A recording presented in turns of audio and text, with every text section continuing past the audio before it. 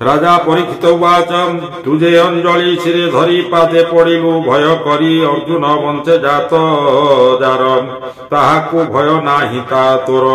अधर्म बंधु तु स्वभावे मोर वचन शुण एबे मोहर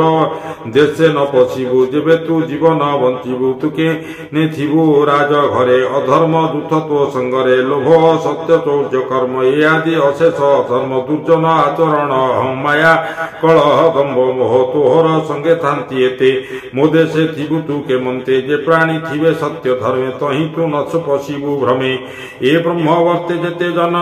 ब्राह्मण आदि चारि वर्ण आगम निगम प्रमाणे यज्ञ संपाति जे ब्राह्मणे हरि चरणे पूजा करी जेने संतोष नर हरि स्थावर आदि चारि देहे बाह्य अंतरे व्यापी रहे जेने पवन ए शरीरे बहई अंतर बाहारे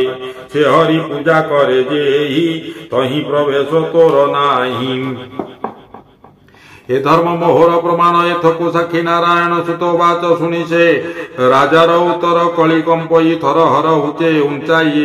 अशिवर दिशई जने दंड धर से राजा मुख कली चाही बोलई सिरे कर दही कली वाच भो राजा मु तोर वचने थिबी तो आज्ञा पर माने तोते देखई आग पछे खड्ग हते तु प्रत्यक्ष तु धर्म पाणी कर सार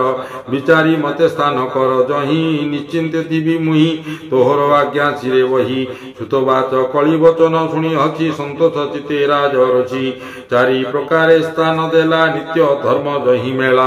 द्युत कामिनी मद्यपान प्राणी मारण जेबा स्थान पुणी बोलई कली जुग मोर ये स्थान चारि भाग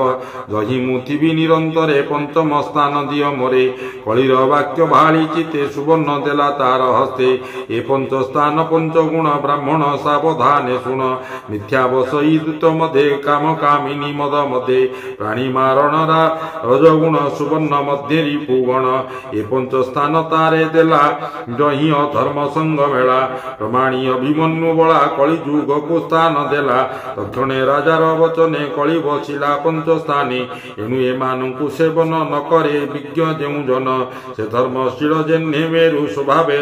लोकपति गुरु तपस उच्च दया तिनि बुसभ पाद बोली मानी निर्जर विषय पालने वर्तिलाए चारि चरणे आश्वास वाक्य मन हरि पृथ्वी की समूह बुद्धि करी स्वभावे स्वधर्म पालने राजा उचित से प्रमाणे धर्मनंदन धरी कोले तप अरण्य जीवा बेले परीक्षे रज राज शिक्षा देई स्वर्गे चढ़िले पांच भाई